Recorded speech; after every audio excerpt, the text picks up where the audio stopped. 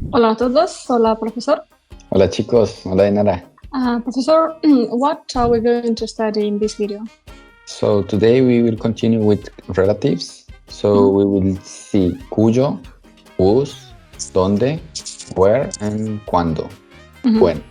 Okay. So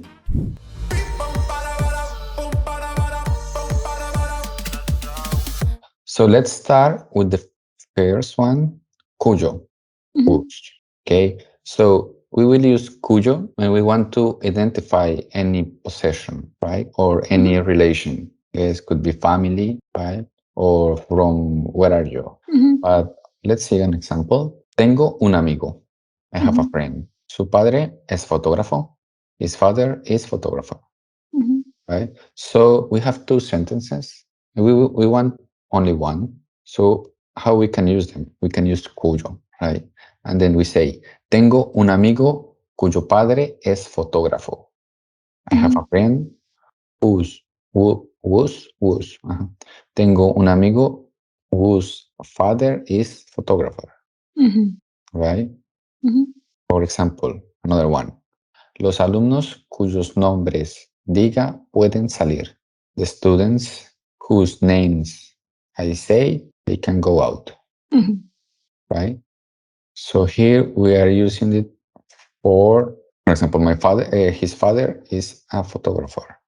So you say, I have a friend whose father is photographer. Is it clear? I don't know. Clear? Yes, it's very easy. Okay, super.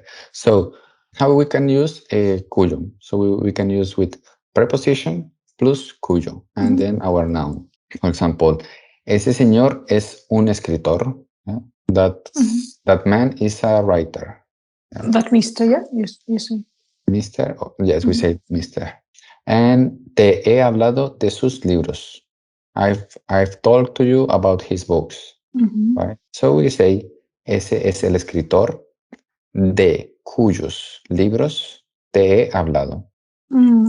So this is the writer whose books I've been told to you. This is the writer whose about whose book. About Yeah, about whose books I told you. Yes. So here we use preposition de, right? We can use also preposition en. For example, ese es el profesor en cuya casa fue la fiesta.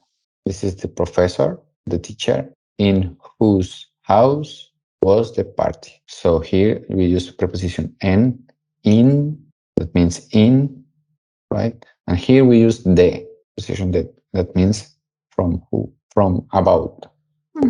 Okay, so it's very important that if you check the examples that we use cuyos, cuyos will change always independent of our noun. So it's masculine, feminine, plural, singular, right? That's very important. As I already always mention here in these videos. So we should remember always about that. Okay, for example, here, su hermana. It's feminine, right? So we use cuya. Conozco a una chica cuya hermana ha escalado el Aconcagua. I know a girl whose sister has been climbed Aconcagua. This is a mountain. What happened to her? She climbs. Cleans what? A mountain. Climbs. Sorry. Climb, climbs. So I know a girl whose sister has climbed the Aconcagua, a mountain. Okay, so that's very important. Another thing, yes, we will use donde y a donde. So we have two of them, donde y a donde. And we use them when we want to talk about places. For example, we use donde in a specific place.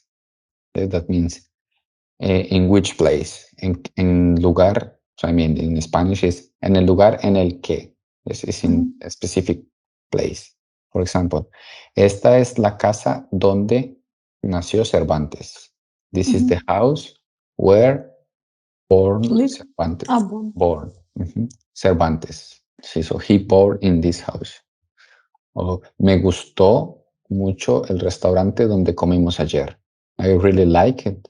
The restaurant where we eat yesterday. So this is a specific place. And we use a donde to mention the place where we are going. For example, esta es la piscina a donde van los niños en verano.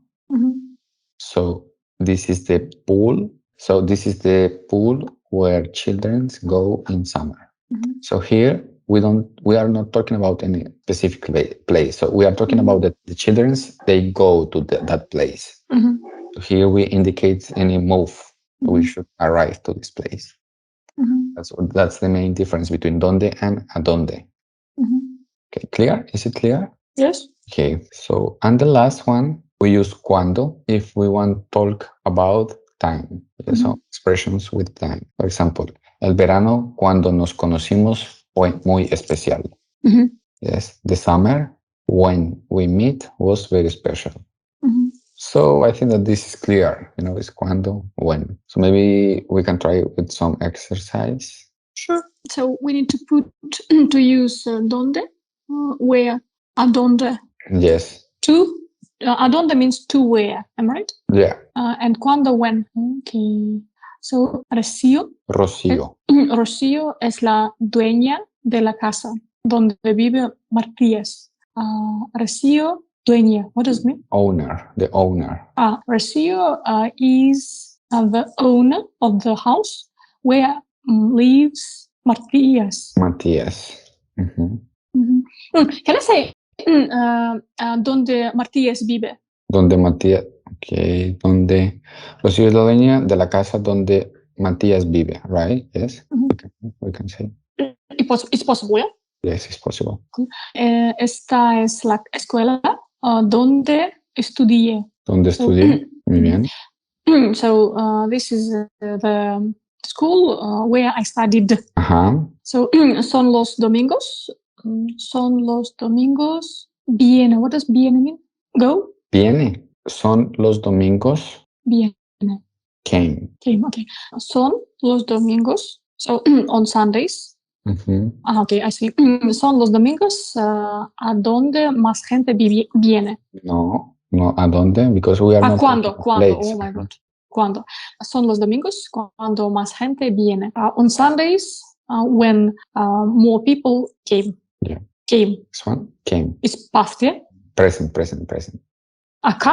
Come in that case. In that case, on Sundays, when more people come. And why do we say son in this case? Son los domingos. Like every Friday. Every Sunday, right? So we are. Can I just say like in English on Sundays without using any verb?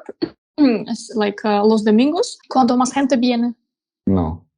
So you say are on Sundays. Okay, why? Los domingos son cuando más gente viene here because for foreigners, especially for English speaking, it's a logical question.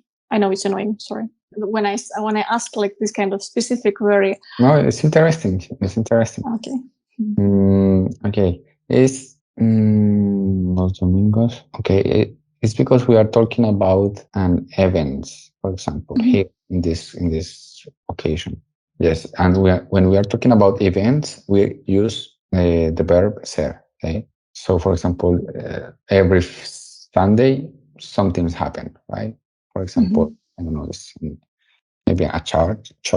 Okay, so this thing I think we just need to remember like that. Yes, it's the uses of the verb ser. Yes, with events, origin. Like information, description, characteristics.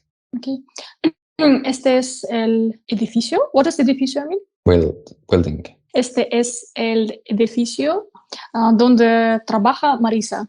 So this is the building where works Marisa. So I think this exercise is super easy and we can like finish.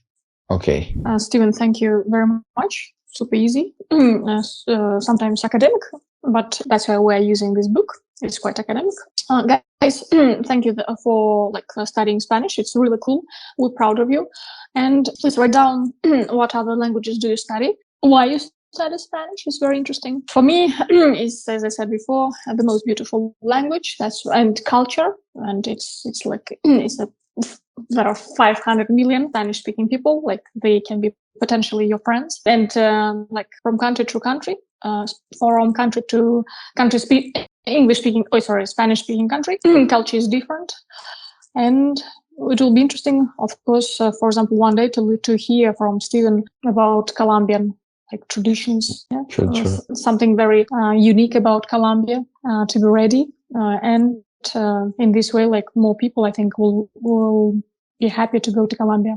Steven, what are we going to study in the next video? Okay, Dinara, and the next topic will be interrogatives. Something very complicated, but is it? I mean, it sounds very complicated, but is it easy? Yeah, it's easy. Oh, okay, thank you. I hope so. Guys, as usual, thank you to everyone who supports us, our project, and donates. And of course, as usual, we invite you to our free trial classes on Skype, online, let's say, with our teachers from Spain and Latin America. Adiós, amigas y amigos. Adiós, chicas.